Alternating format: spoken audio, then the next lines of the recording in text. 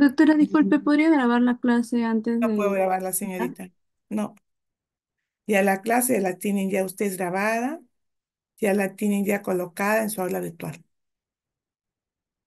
¿Ya?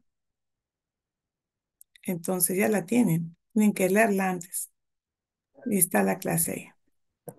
Eh, bueno, ya misión salir de la clase.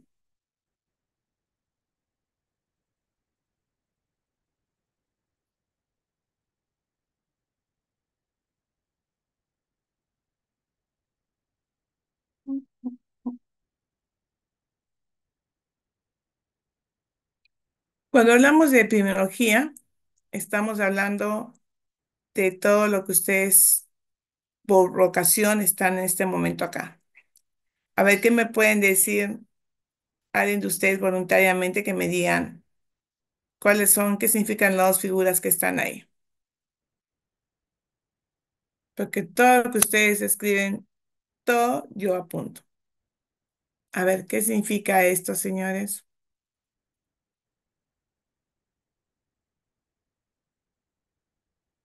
¿Le están brindando ventilación? Ventilación. Muy bien. A ver, ventilación. ¿Y esto qué es? Es atención a recién nacidos. Recién nacido. ¿Y cuál es el? Perfecto, muy bien, gracias, Lindsay. Ah, ¿y qué es eso? ¿Cuál es un paciente enfermo? Los dos están enfermos, ¿no? ¿Qué dicen, jóvenes? Doctora, en el segundo caso de la atención de parto no vendría a ser una persona enferma porque es un proceso fisiológico. ¿Jacqueline? Sí, Muy bien, Jacqueline, ¿qué es? es una atención de parto y no es una enfermedad. Jacqueline Guapaya, ¿no? Tú, Sí. escribo yo, todo. Vamos a poner eso. ¿Y por qué? ¿Por qué dice Jacqueline si la señora está sufriendo, está llorando, se desangra? ¿Por qué? ¿Es enfermedad o es salud? Bueno, es como el parto es considerado como un proceso fisiológico que, Aunque bueno, la una mujer señora puede se experimentar. desangre, le pongan la episotomía. Es algo controversial, pero está categorizado como algo fisiológico. Muy bien, Jacqueline. ¿Qué más? Gracias, estás apuntada, Jacqueline. Y también para el sábado para que expongas. Gracias. Está todo apuntado. ¿Quién más quiere comentar algo? Doctora, disculpe, ¿va a poder grabar la clase? Yo creo que hay diferencia en una Diego, paciente que, sí, Diego, a ver. el paciente que está arriba puede tener una enfermedad respiratoria, una insuficiencia respiratoria, y pues por eso la está atendiendo con ventilación. En Entonces, cambio, está sano. la mujer que está teniendo el parto es más que nada una atención ante las dificultades que puede tener ese proceso, pero es para apoyarla en, como decía Jacqueline, también el proceso fisiológico que es. Entonces, ¿quién está sano? ¿El de arriba o el de abajo? Diego. Sano está la de abajo porque Los dos. la buena reproducción es indicación de que hay buena salud en el caso de la mujer. Muy bien, muy bien. ¿Quién más levantó su manito por ahí? Sí, sí. Elvis. Ok. Elvis Núñez.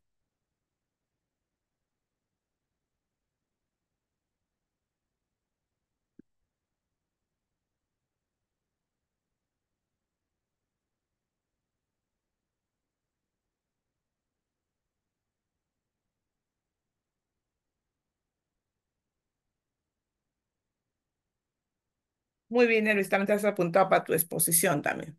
Entonces, abajo la persona está sana, el bebito está sano. Y arriba el señor está postrado en su lecho de dolor. ¿Sí? Muy bien. Disculpe. También se podría Disley Herrera, decir a de ver. los factores de riesgo que pudiera presentar bueno, la mujer que está dando a luz, como, o sea, como es una imagen no podemos decir, pero podría también ser que esta mujer puede ser anémica o puede generar o puede tener diabetes. Y bueno, Claro. creo que también son medidas importantes que tienes que tener al momento de presenciar el parto. Muy bien. Miren cómo van de un poquito, ya le han dado, ya está anémica la señora y todo lo demás. Los felicito. Muchas gracias por su intervención. Ya está también apuntada para tu próxima exposición. Como sabemos, ustedes dicen, ¿qué salud? A ver, ¿quién me puede el concepto de salud? Alguien que levantó su manito. Gracias, Sisley. Alguien que levantó su Doctora, manito. Por si doctora, acaso, dígame, por si acaso, recién entran sus compañeros, miren qué hora es y recién están entrando, pero ya como ya pasé lista, no hay problema. sí, podría definirse como salud el estado de bienestar tanto físico como social y mental. ¿Y espiritual? Creo que el espiritual también podría estar dentro de lo mental. ¿Sí? A ver, otra participante. ¿Quién más? Ah, Pero disculpe, he doctora. leído que según Julio. la OMS, Julio. el estado de salud se define como el completo estado de bienestar físico, emocional y social que tiene una persona para que sea capaz de sobrevivir en su entorno. Gracias, Diego. Y Julio te levantó la manita. A ver, Julio estaba Ah, sí, no, preguntando. quería preguntarle si podía grabar la clase. No sé si se puede. La clase ya la tienen, señores, la clase la tiene aula virtual. Entonces, otra persona que salud. Sí, doctora, Ah, más que la ausencia de la enfermedad sería que implica una condición óptima en la que en la que la persona puede interactuar y desarrollarse en diferentes aspectos de su vida, ¿no? Tanto social, el trabajo, sus relaciones sociales y también en situaciones emocionales, como lo dijeron. Claro. Muchas gracias, Merly Ramos. Entonces, salud, siempre han dicho que salud no es simplemente ausencia de enfermedad, ¿no? A veces cuando tenemos nosotros una preocupación, no estamos enfermos, pero nos estamos preocupados porque hemos salido jalados en epidemiología. Ay, ¿qué hacemos? ¿Qué hago? El papá va a decir, ¿no? Están preocupados. Esa responsabilidad que tiene de, de, de no haber cumplido, uno se siente mal a pesar que estoy físicamente y fisiológicamente bien, ¿no? Salud, dice la OMS, como dijo en el año 1946, es el completo bienestar físico, psíquico, social y no solo ausencia de la enfermedad, ¿no? A veces el papá, la mamá están sanos, pero tienen un problema, o el profesor tiene un problema, usted es un problema, se pelearon con el enamorado, se pelearon con la enamorada, discutieron con la mamá, mariquita, tomen su desayuno, no, no quiero estar, me voy. ¿Se sienten mal o no? ¿Qué dicen? ¿Qué sí, dicen, jóvenes? Sí, sí, doctora. claro. Te sientes mal, que viene tu hermanito y que te diga, hermanita, ¿qué me has dado? No molestas. ¿Te sientes mal o no?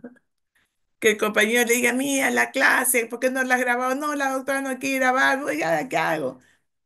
Entonces, dicen que también no solamente la ausencia de enfermedad, sino todo este completo físico, psíquico, social y bienestar que uno tiene. Por lo tanto, cuando hablamos de en sí de lo que es salud, me puedo pasar todo el día hablando de salud, porque salud ya la hablan desde el año 1948, ¿no? En el Día Mundial de la Salud. ¿Cuándo es el Día Mundial de la Salud? Señores, señoritas, 7 de abril, doctora. el 7 de abril. El- ¿Y por qué se celebra el Día Mundial de la Salud? ¿Por qué el 7 de abril?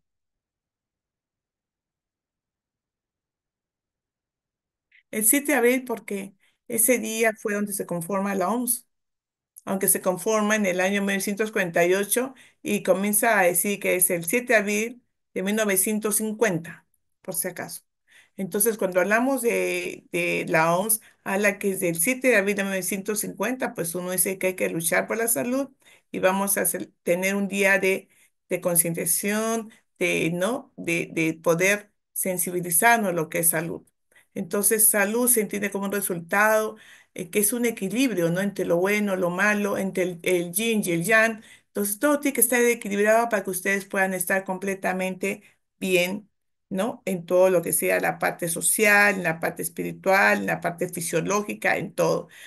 Por ejemplo, en 1978, Weinstein dice que esa luz de completo capacidades biopsicosociales, ¿no? Que tiene el individuo. Cuando tú haces tus capacidades, desarrollas bien, haces tu procedimiento bien, entonces dices que tengo una mejor calidad de vida y te sientes bien.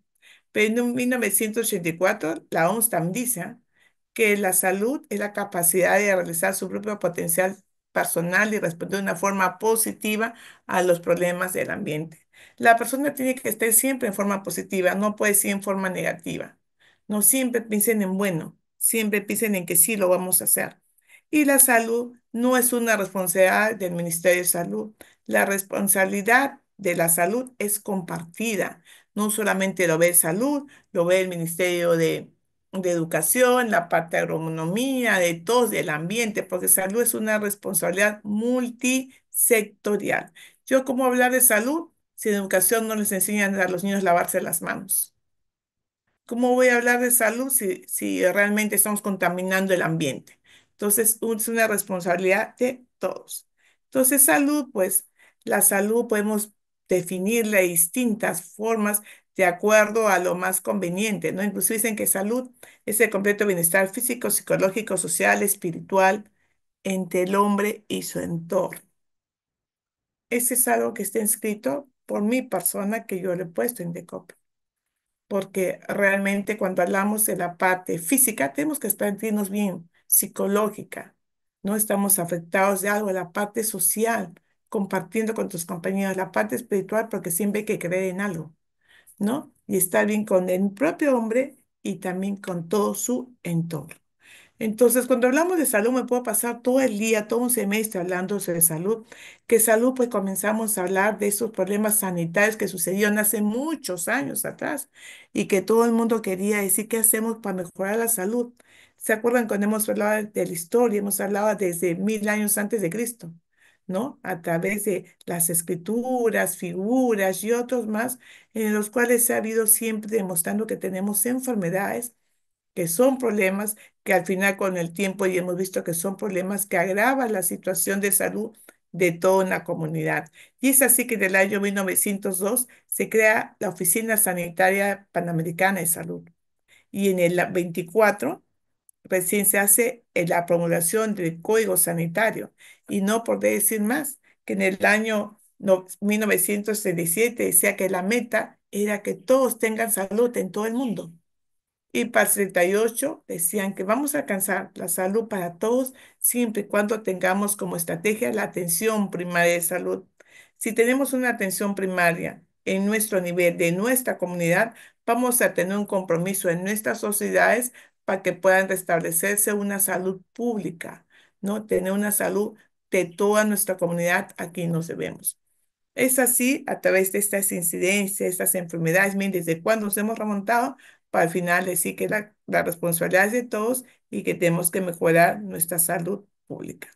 Para ello, en el año 1978, hace 47 años, se da la primera conferencia mundial en un sitio que se llama Alma-Ata de Kazajistán, en los cuales declaran, no en esa época, en 78, ustedes ni siquiera habían nacido, pero ya se decía que el lema que pedía la OMS, la OPC, la UNICEF, es que era salud para todos en el año 2000.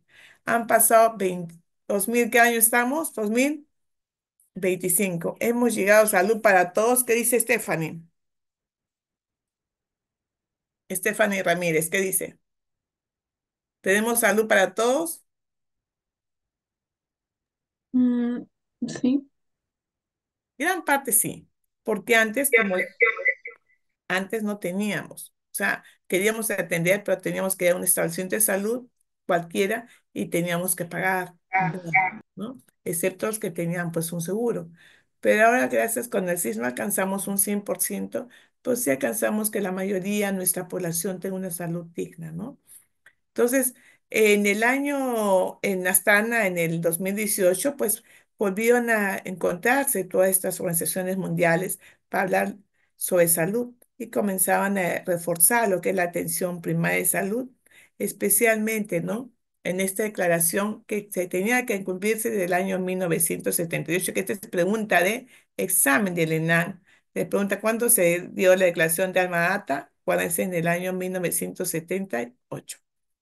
Entonces, con todo ello, este, podemos mencionar que el concepto de salud dada por Alma Ata se reafirma más que todo en que tenemos que tener siempre un completo bienestar físico, social y mental, y no solamente ausencia de enfermedad. Y dadas que hablamos de la atención primaria de salud, pues tenemos que llegar no solamente a la persona que va a atenderse al centro de salud, sino que nosotros hemos de salir a nuestra comunidad a ver la familia, ¿no? En cada una de sus etapas de desarrollo, cómo está ese niño, ese adolescente, ese adulto mayor, ¿no? Eso es lo que se quiere cuando queremos salud para todos. En el año 2018, pues en esta conferencia vuelvo a mencionar que todos los gobiernos, organizaciones mundiales comenzaron a reforzar que teníamos que llegar a la salud siempre con unas partes interesadas de que nuestra salud sea dada también con los objetivos del desarrollo sostenible. No solamente ver la salud en sí, también ver el desarrollo sostenible que tenemos que tener para nuestras futuras generaciones, especialmente en la no contaminación del agua, ¿no? La pesca excesiva, la tala de árboles, el efecto invernadero y todo lo demás que lo vamos a ver también en estas clases. Entonces, cuando hablamos de salud, dice salud en el último concepto que brinda ese, que es un estado de completo bienestar físico, mental y social, y no solamente ausencia de afecciones o enfermedades. A veces uno está con otros problemas y realmente uno se siente incapacitado para poder estudiar, para poder trabajar o para poder desarrollarse. Y así es que existe siempre un equilibrio entre la población y todo lo que rodea, y especialmente cuando uno satisface sus necesidades, pueda trabajar, puede estudiar, esa dinámica se dice que uno está en salud. Pero hay muchos factores para lo que es la salud. Hay que los factores biológicos, la parte, ¿no? De protozoarios, hongos, riquezas que también puede afectar la parte viral, los factores sociales. Hoy en día, pues que va a haber una guerra que ya está afectando Rusia, creo que Croacia, que Estados Unidos, no mira la parte ya social que nos estamos yendo. Si acá mismo, que matan, que salen, que nos asaltan, que ya no puede estar ni en la puerta en su casa, uno está pues hasta los factores psíquicos, ¿no? Nos altera, da miedo, ¿no? Prefieren estar en su casa escuchando su clase y sin decir los factores ambientales que hablamos de la contaminación del mercurio, del plomo, de la contaminación auditiva, que también no tocan las bocinas. Ustedes van a una fiesta y lo primero que hacen es poner el volumen lo máximo, ¿no? Entonces, todo ello hay que mejorarlo y controlarlo. Pero cuando hablamos de salud, señores, nos hablamos desde muchas épocas atrás. Hemos visto acá en nuestro propio Perú las trepanaciones en las cuales hemos visto, ¿no? Y también otros que hablan sobre nuestra cultura, hablan sobre la parte egipcia, ¿no? Sobre las construcciones, este, y otros, como los pergaminos que se ha tenido y que realmente gracias a ellos podemos ver qué pasó pues en esa sociedad, ¿no? Que tuvieron fracturas, tuvieron tumores, ¿no? Hubo polio o no. Entonces así nos remontamos cuando decimos, a ver, enfermedad. Cuando dice, ¿qué es la enfermedad? Pues enfermedad viene a ser lo opuesto a la salud. ¿Qué dicen, por favor? A ver, Julio, ¿qué nos puede decir que es enfermedad? Julio,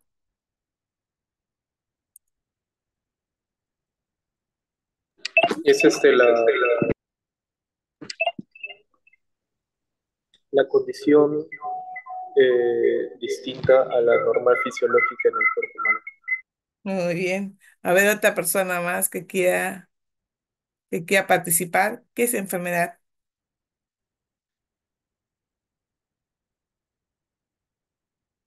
María Fernanda, a ver. Es la alteración del estado normal del organismo, que afectaría tanto a la parte del funcionamiento y también a otras estructuras, ¿no? Y podría manifestarse por medio de síntomas y signos. Muy bien, gracias, María Fernanda. Hay otra persona que levantó su manito, a ver.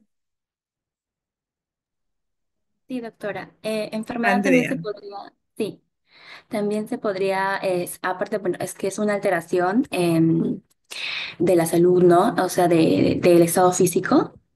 También puede ser del estado espiritual, también el estado moral de cada persona. Gracias, Andrea.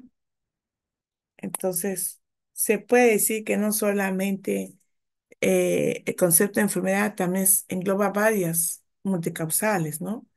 No solamente la ausencia de síntomas de dolor, de molestias, sino también cuando hay una alteración en la parte psíquica, fisiológica, biológica, y entre todo lo que afecta a nuestro entorno, en los cuales yo no puedo desarrollar una función, mi tarea, escuchar la clase, ir a trabajar, atender algo, pues eso vendría a ser lo que es enfermedad. Entonces, hablamos de enfermedad cuando nos remontamos a cualquier deterioro de la salud.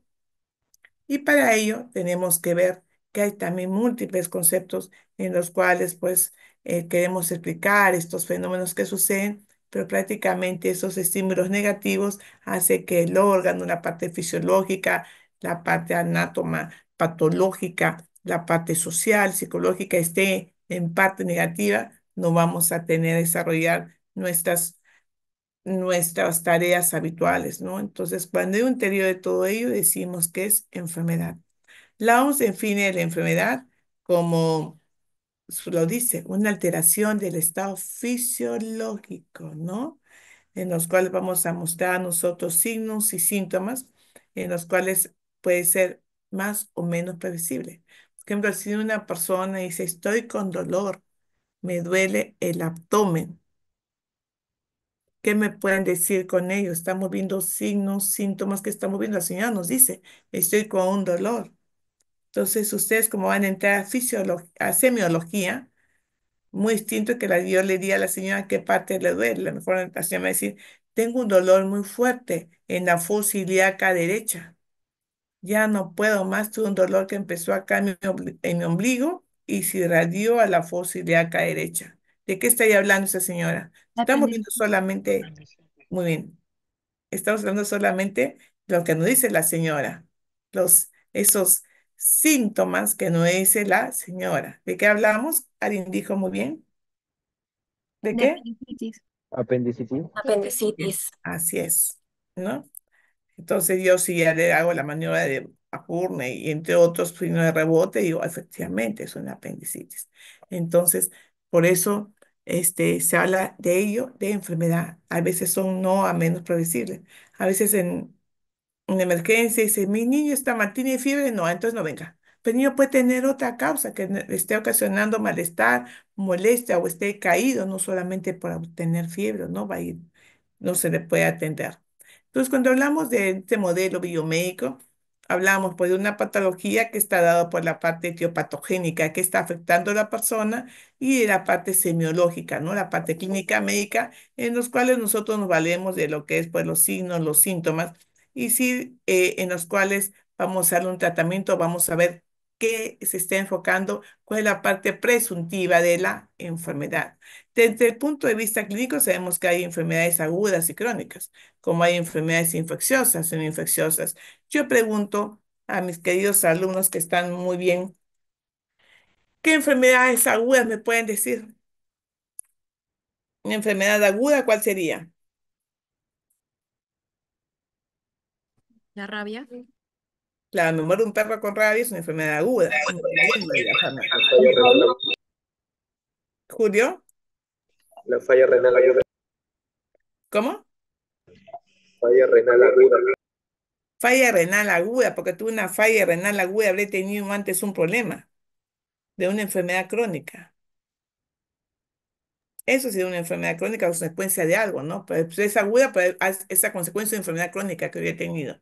Una enfermedad aguda, por ejemplo, podría ser un envenenamiento, ¿no? La persona está bien, comió algo y se envenenó, ¿o no?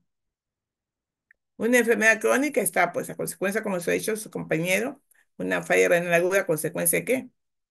Pues una diabetes, un cáncer, una nefropatía, pero ya es una enfermedad crónica. Y desde el punto de vista etiopatogénica, ¿qué enfermedades infecciosas y no infecciosas tenemos? A ver, díganme. La gripe influenza.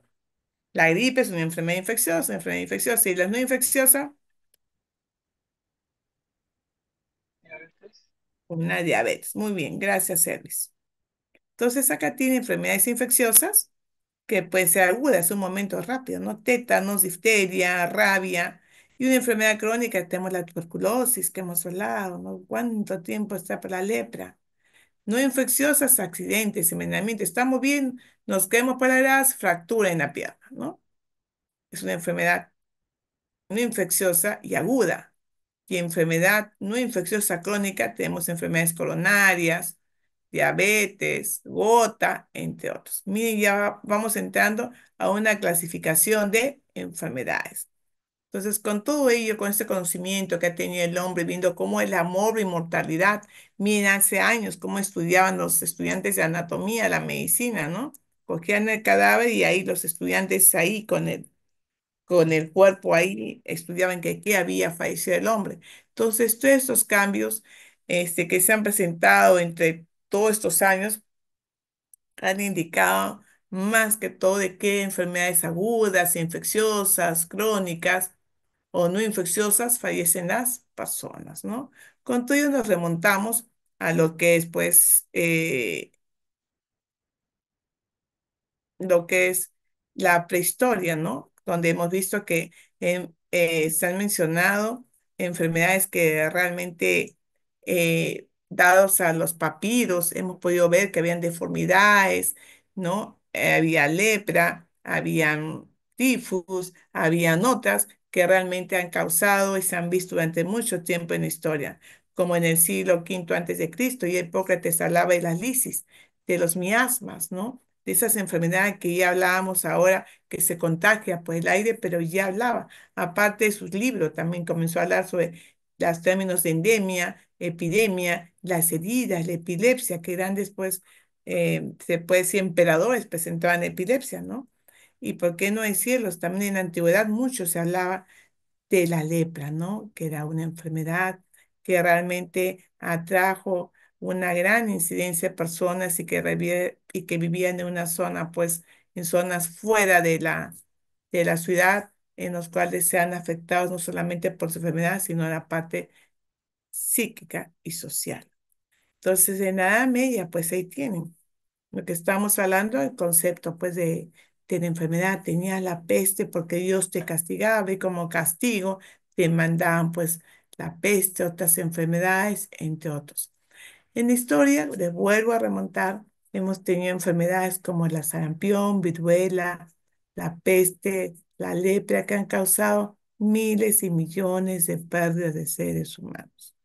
Por eso es que una de ellas, ya la conocen, que fue la viruela, que se convirtió pues en algo muy grande que más mataron, no en batalla, sino por enfermedad, arraigó por gran cantidad de población, así como en el siglo XVI, ¿no? Ya dejamos estas enfermedades para ver, pero un modo en la parte, y entramos un poquito en la parte industrial, en que realmente había un problema grande en lo que es la parte moral, la parte espiritual, había un poco de libertinaje, decían que eran los brujos, que eran los que ocasionaban las enfermedades, y aparece pues una enfermedad que realmente fue impactada en gran parte de la población masculina y femenina, como es la sífilis, ¿no? Que se contagiaban por estos baños públicos y morían porque prácticamente se trataban de curar con mercurio y por esa intoxicación moría la persona. Acuérdense que hasta ahora, ya les vuelvo a repetir, miren desde qué época vino el COVID, no se saluden con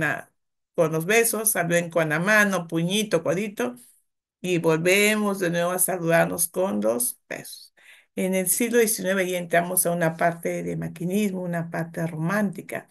Pues se les es muy bonito leer la historia, leer libros, porque como en los libros te van descubriendo partes muy importantes de la medicina. No sé si ustedes habrán leído La Dama de las Camelias, en los cuales habla y describe a la fases de una mujer típica que tiene tuberculosis, ¿no? Armando realmente se enamora de Margarita Gutiérrez, una mujer muy bella para ese tiempo, ¿no? Que tenía la piel blanca, casi con el color de un mármol, perdón, parte física muy delgada, nariz respingada, pestañas muy largas está describiendo a la típica persona que es una tuberculosa, ¿no?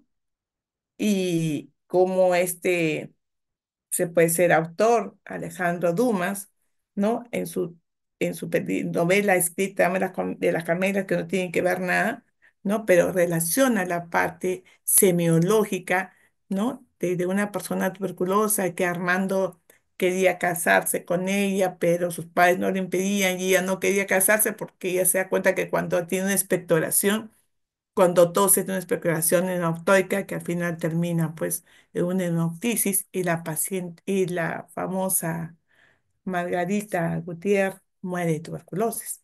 Pero miren cómo ya en las novelas de esa época, por el libertinaje que había, por la presencia de gran incidencia de tuberculosis, que tanto los autores comenzaban a escribir y describir a la fases de una paciente tuberculosa.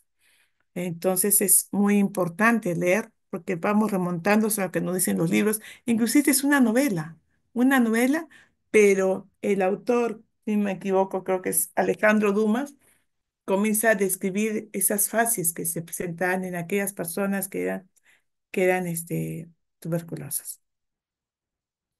Y es así que con el tiempo, ¿no? Y esta revolución que se aparece, pues aparece una persona muy importante que es conocida posteriormente como el padre de la patología moderna, Rudolf Wilhelm, ¿no? Uno de que comienza a hablar sobre lo que es importante la medicina social, ¿no?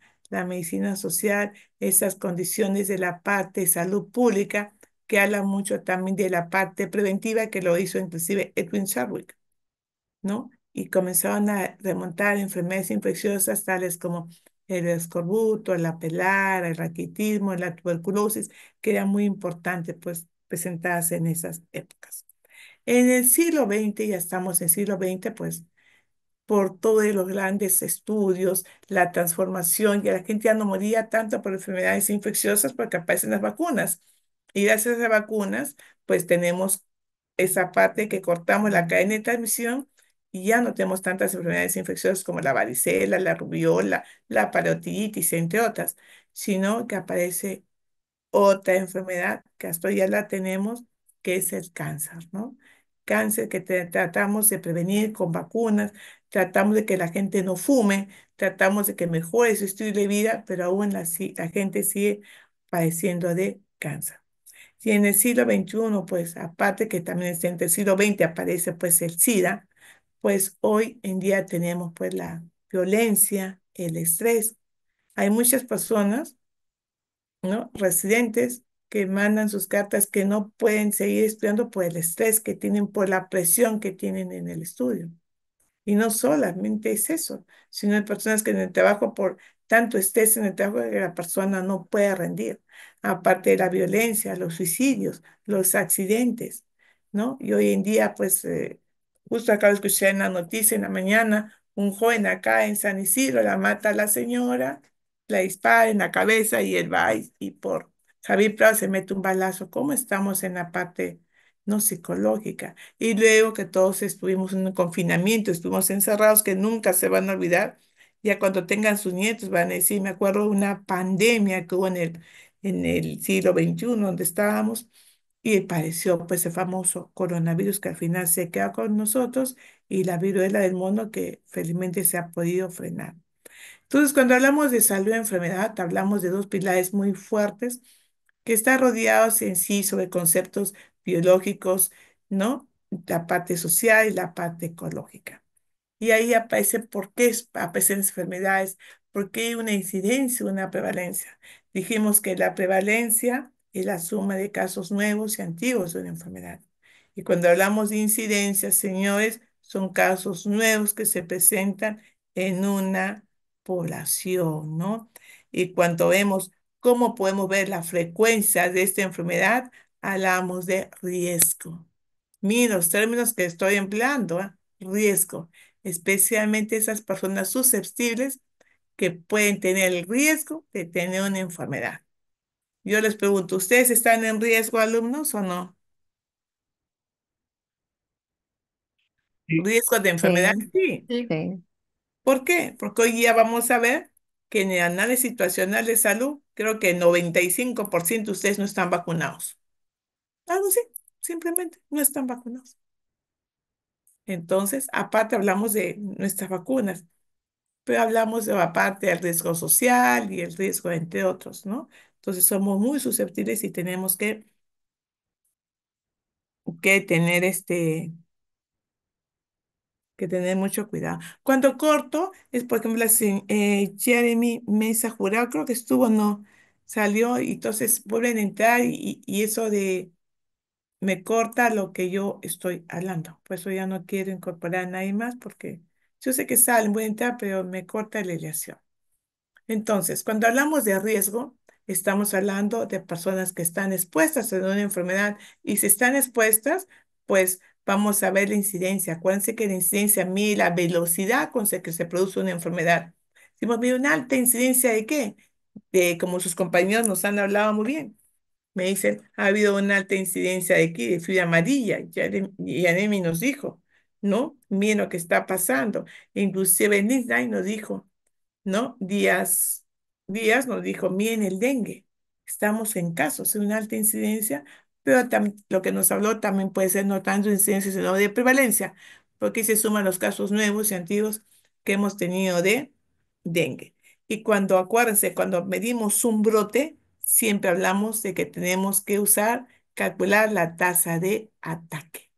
Cuando yo quiero ver cómo aparece una enfermedad infecciosa en forma aguda, por ejemplo, yo voy con todos ustedes y les invito una papa a la huancaína y todos estamos con una gastroenterocolitis, tenemos una incidencia de enfermedad y para ver cómo está ese brote epidemiológico, desintoxicación alimentaria, utilizo mi tasa de ataque, que en la quinta clase, esta clase vamos a hablar sobre tasas.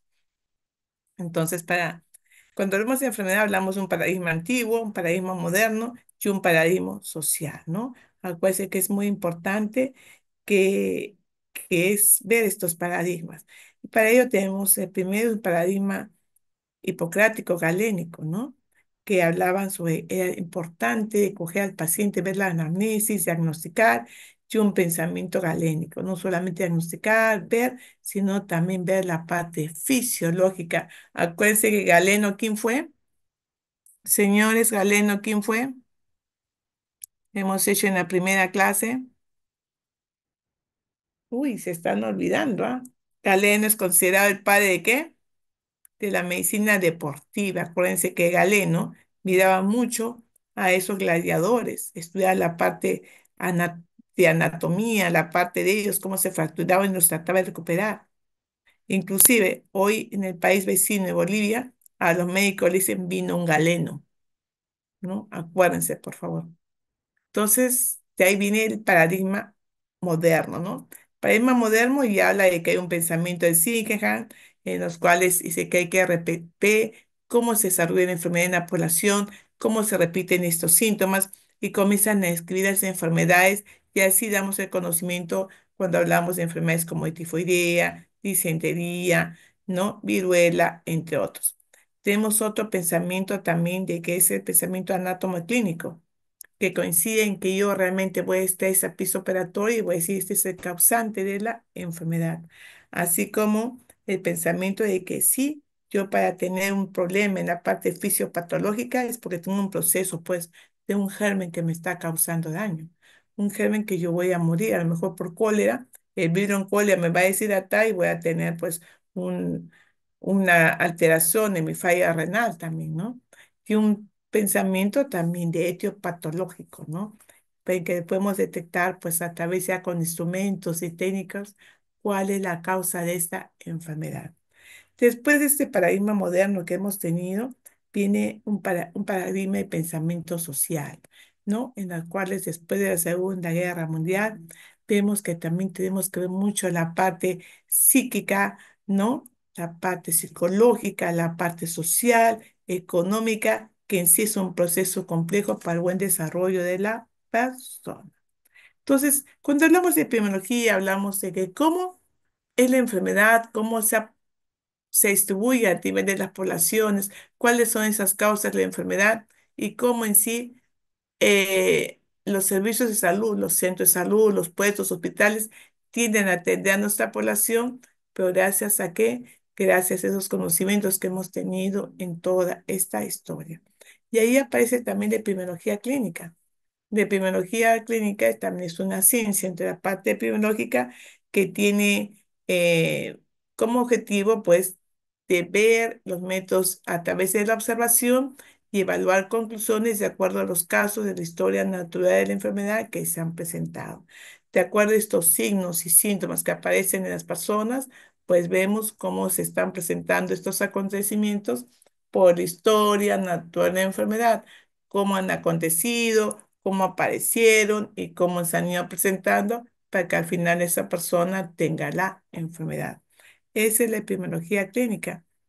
Pero la epidemiología clínica, a diferencia de la epidemiología de la medicina clínica, la medicina clínica solamente contesta para contestar preguntas, ¿no? Va a tomar decisiones de acuerdo a ciertas pruebas. En cambio, epidemiología no.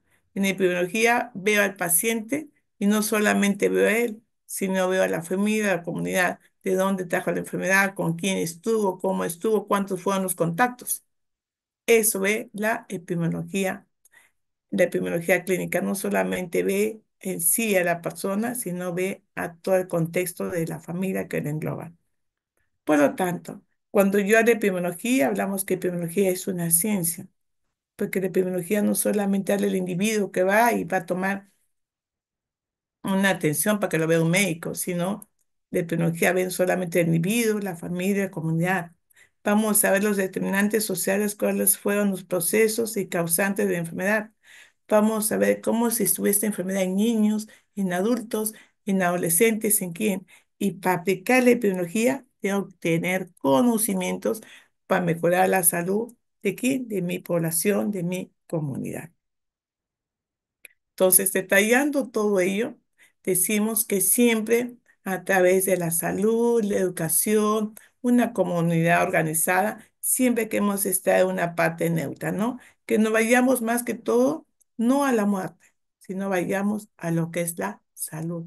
Pero la salud, como le vuelvo a decir, no solamente tiene que ver el Ministerio de Salud, tenemos que ver la propia comunidad, la propia familia y las demás instituciones para luchar y tener pues una salud mejor para nuestra comunidad.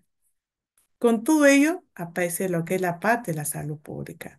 La parte de la salud pública en los que vemos la protección a nivel de la protección de la prevención primaria, secundaria, terciaria y sobre todo la promoción de salud, que lo vamos a ver pues en todas estas 16 semanas. Nosotros, cuando vamos a un hospital, vemos esta puntita del iceberg. Vemos, mire, la persona llegó, como dijo su compañera, ¿no? Con una isquemia renal aguda, llegó con un problema coronario, llegó con un cáncer ya en grado, con un grado, con una metástasis ya generalizada, llegó el paciente con insuficiencia cardíaca ya muy, muy terrible. En cambio, ¿qué pasa con todo este grupo vulnerable que estamos acá, señores? ¿Qué pasa con esta población que yo le puedo advertir, señor, no fume? Señor, no tome, Señor, no consuma tal cosa, Señor, ¿no? Señor, vacúnese usted para prevenir, ¿no? En los cuales usted tiene que mejorar la salud de la población y sobre todo, yo no puedo ver a todo el país en este momento qué morbilidad tiene. Entonces, lo que ya en el hospital es esta parte chiquita. Pero todo lo que está sucediendo con este momento, no sé si ustedes o yo estemos causando con una enfermedad, no lo padecemos. Pues es muy importante, ¿qué cosa? La prevención. Entonces, ¿ya saben cuál es el iceberg de la enfermedad? Conocemos lo que vemos, chiquitito, pero no desconocemos la enfermedad de toda nuestra población. Por lo tanto, cuando hacemos el concepto de la parte social, pues vemos de que es muy importante ver las condiciones de vida, cómo vive esa persona, las dimensiones de esa persona. Comenzamos a ver un concepto biológico, ¿no? La parte del equilibrio interno que pues tiene que estar, le procura un desequilibrio en la parte biológica de la persona va a conllevar ¿a qué? A la enfermedad.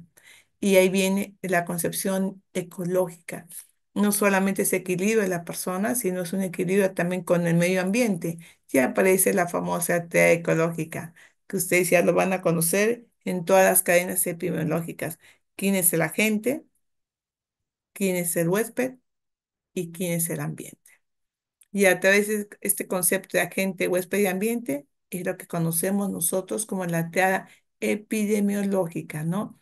En los cuales a producirse un desequilibrio en ellos, aparece lo que es la enfermedad.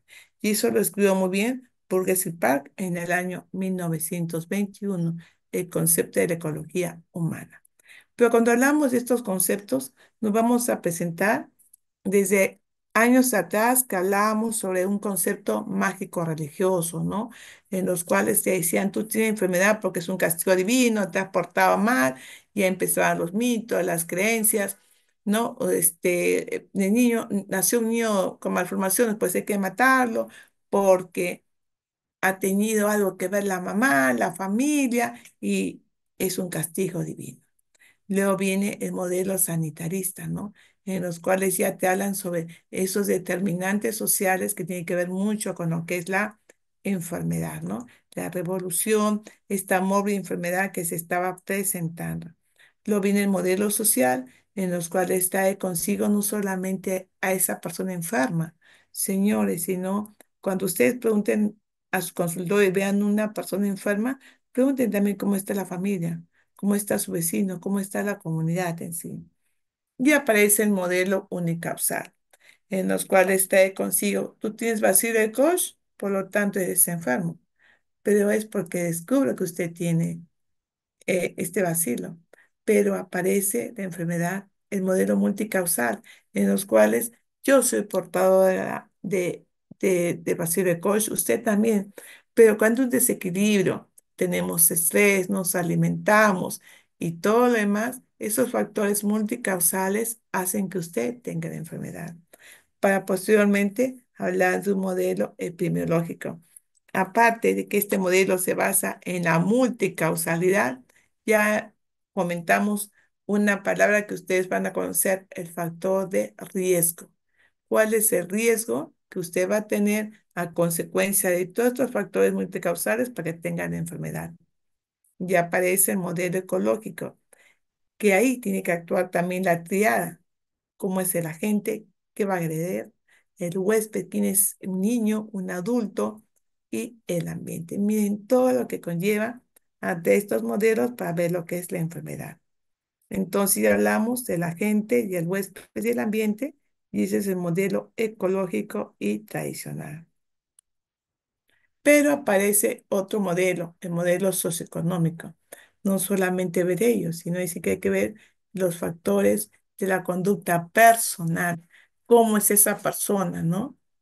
En sí, y los factores ambientales externos. Yo puedo hablar de salud, cuídense, coman bien, estilos de vida, duerman bien, y afuera miren lo que nos puede pasar, ¿no?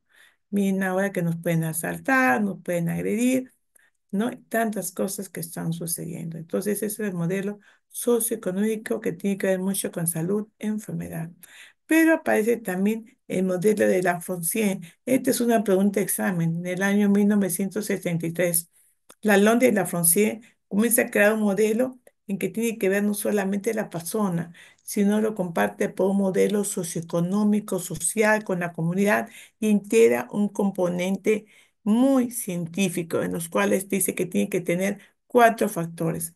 Estos factores que posteriormente lo ahondan más, le dicen que estos factores son el ambiente. El ambiente, la parte social, físicos. Yo vivo en altura, pues miren, en altura voy a tener ciertas enfermedades, si voy en la selva también, y en el ambiente tiene que ver la parte psicológica. En la parte de biología humana, tiene que ver la herencia, dice que la parte genética, ¿no? Las personas ya tienen sus genes, ya una enfermedad de tener cáncer de mama, una predisposición a ser diabético, ¿no? Hay que ver también el funcionamiento del sistema internos complejos de la persona. Dentro de este factor están los estilos de vida o riesgos, en que el riesgo ocupacional de una persona que trabaja en rayos X o en laboratorio tiene mayor predisposición a tener una enfermedad. Los patrones de consumo, pues se preguntar, ¿toma café? ¿Toma té? ¿Fuma? ¿No? ¿Qué toma? ¿Una droga o algo? Y los riesgos de ocio. ¿Hace un ejercicio? ¿No? ¿Qué hace? ¿No? Entonces es muy importante ve estos factores para terminar en que son los factores de organización de servicios, que el servicio de salud, el puesto de salud, el centro de salud, pues va a ir y le brinda a usted una parte preventiva de salud, una parte recuperativa para terminar una parte de rehabilitación. Estos cuatro factores que son de organización de servicios de salud, ambiente, biología humana y estilos de vida, pues son muy importantes para que hablemos de salud y enfermedad. Y eso lo hizo Lalonde y Lafroncière. Esta es una pregunta fija en todos los exámenes, por favor. Entonces, acá está lo que es al lado, de biología humana, ambiente, los estilos de vida y organizaciones de servicios de salud, que tiene que comprender la parte preventiva, curativa y recuperativa. Y hoy día que vamos a ir y mañana al centro de salud para poder observar ello. Pero para ello siempre hablamos de determinantes sociales. Cuando hablamos de determinantes sociales, pues estamos hablando de algo muy importante en los cuales decimos qué son. ¿No? ¿Cómo ejercen estos factores para que una persona pueda tener una buena salud? ¿No? Entonces, cuando hablamos de determinantes sociales, se conoce como un concepto muy importante que es el riesgo que podemos tener nosotros para tener enfermedad. Cuando hablamos de determinantes de la salud, estamos hablando de niveles no tanto a microcelular, sino inclusive hasta macroambiental. Bien, hasta dónde nos estamos yendo, de la parte micro hasta la macroambiental. Y aparece otro modelo, así como en la de Lalonde, de la Frontier, aparece el modelo de determinantes sociales, ¿no? Que en la parte para que usted tenga salud o tenga enfermedad, hay condiciones socioeconómicas, culturales, ambientales que son importantes, que existe un equilibrio, más las redes sociales, más los estilos de vida, para que usted pueda tener una buena salud.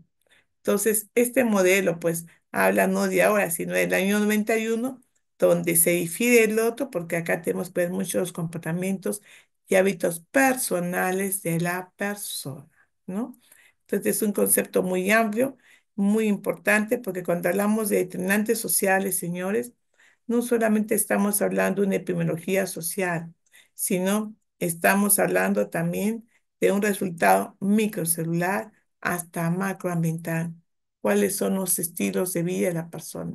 No solamente los genes, la parte genética, la parte molecular, sino hay que ver dónde vive esa persona y qué tiene, qué condiciones negativas o positivas tiene para tener o no la enfermedad. Acá están los determinantes de estructura, ¿no? ¿Qué gobierno tenemos? ¿Cómo es la macroeconomía? ¿Qué ejes de desigualdad tenemos en la clase social? Hablamos mucho de género, que tiene que tener la mujer a diferencia del hombre, de la etnia, ¿no? Que yo soy de la sierra, que soy de la selva, que soy chino, que soy blanco, ¿qué? ¿En dónde vivo? Y aparte los determinantes intermedios, ¿no? ¿Qué cuidado tengo? ¿Cuál es mi ingreso económico? Para poder tener, pues, una buena condición, parte biológica, psicológica, y llegar a lo que es la parte de la salud y no tener una desigualdad en salud. Entonces, cuando hablan de los determinantes sociales, señores, se habla del año 2005, donde incluye tres recomendaciones, que para tener una salud, lo que dice la OMS y los estados miembros que conforman la OMS, dice que tenemos que mejorar las condiciones de vida diarias. Tenemos que tener una buena distribución del poder, de dinero y recursos.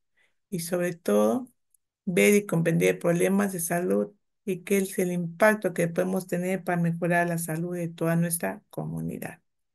Entonces, eh, estas, estas conferencias mundiales que se ha hablado sobre la OMS y que habla de determinantes sociales, siempre influye en que tenemos que tener pues un mejor estilo de vida, tenemos que tener muchos factores sociales positivos para mejorar pues la salud, la parte, ¿no? De la calidad de vida de nuestras personas, tener una mejor esperanza de vida y no lleguemos pues a índices grandes de enfermedad debido a la magnitud de desigualdades en salud.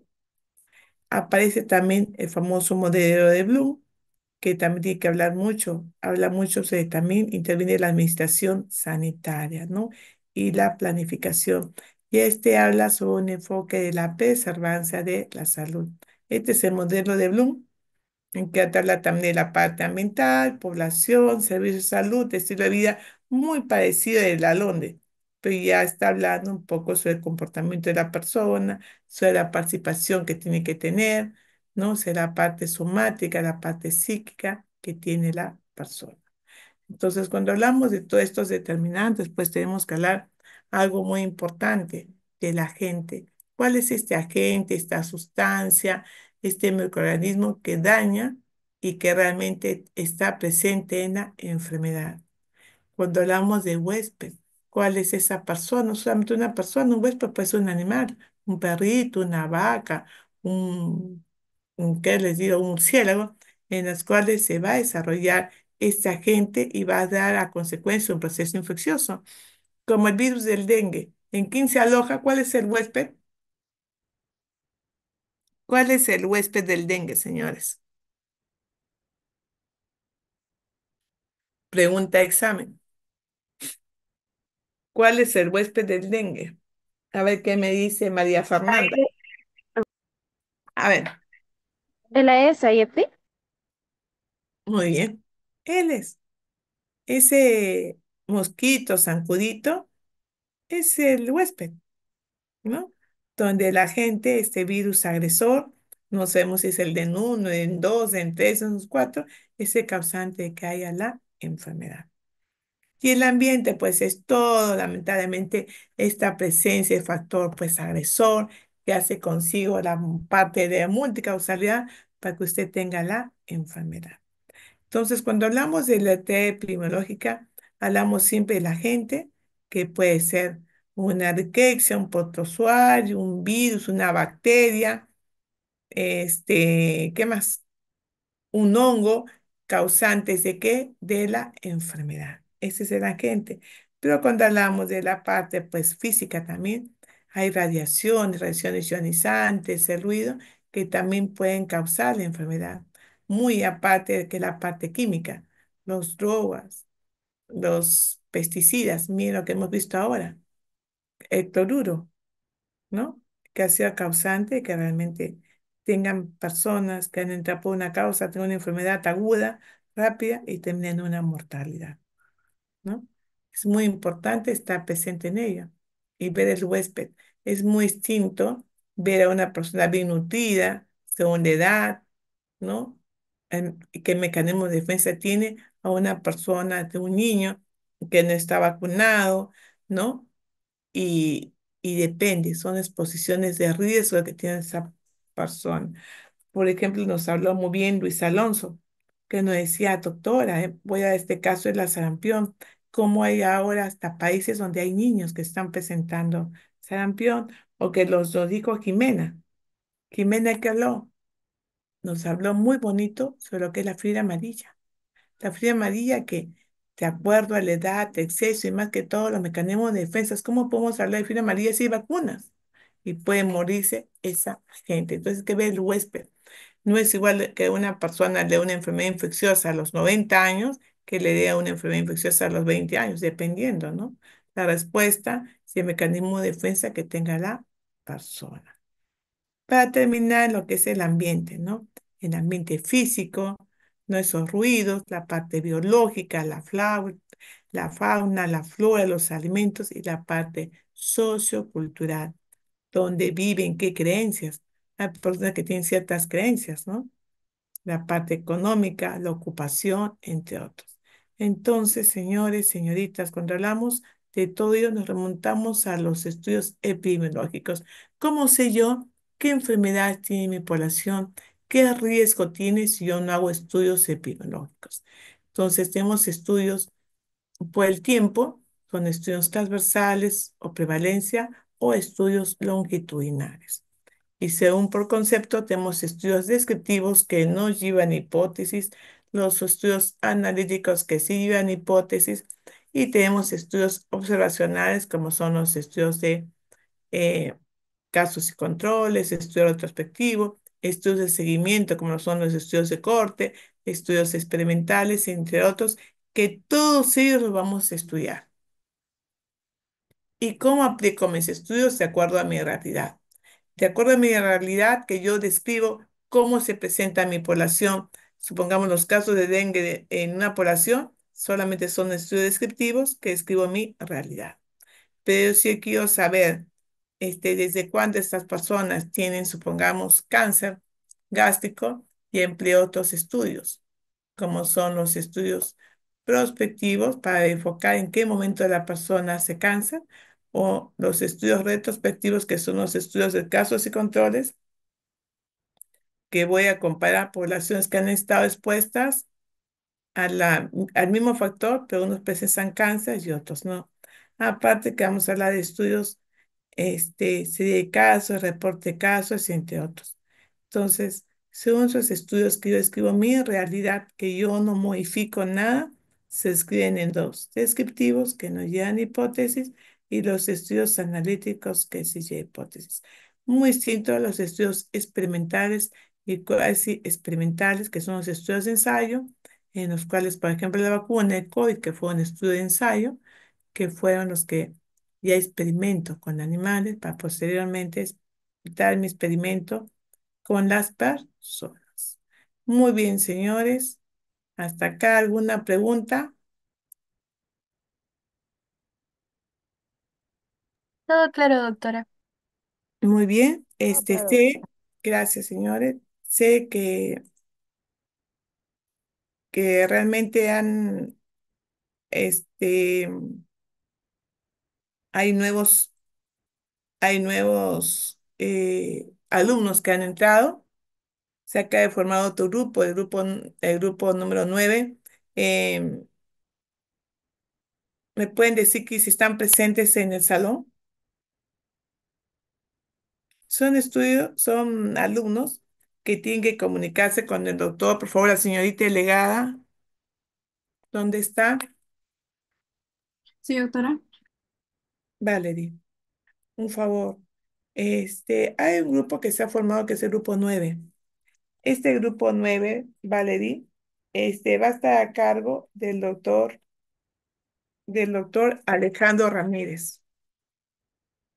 Por favor, no sé, Valerie, comunícate con ellos, porque hoy día tenemos grupos de práctica jueves en la tarde y viernes en la mañana. Un grupo va a ir también, creo,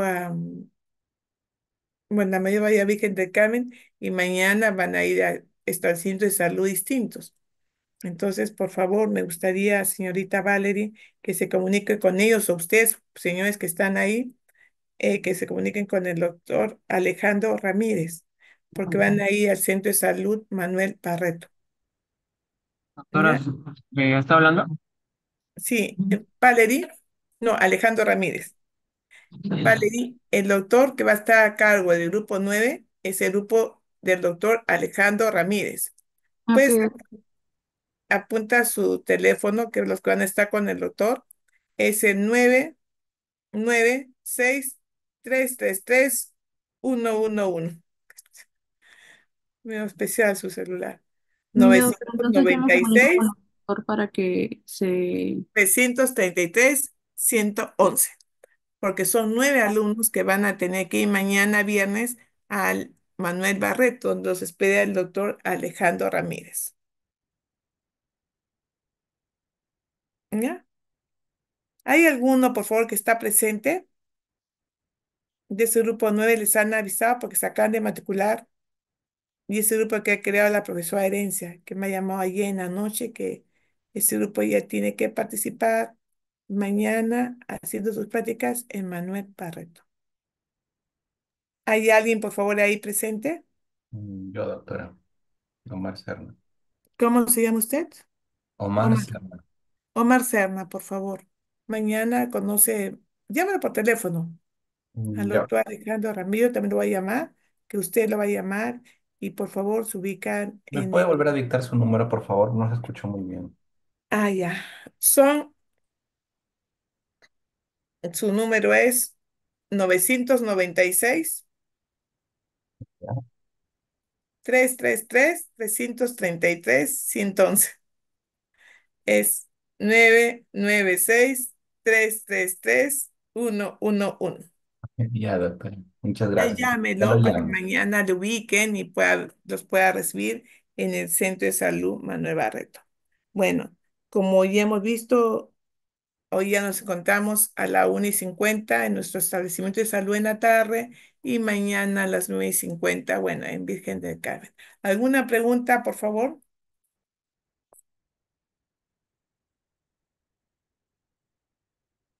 Bueno, estudien y por favor, muchas gracias por su participación y el sábado nos vemos con nuestros queridos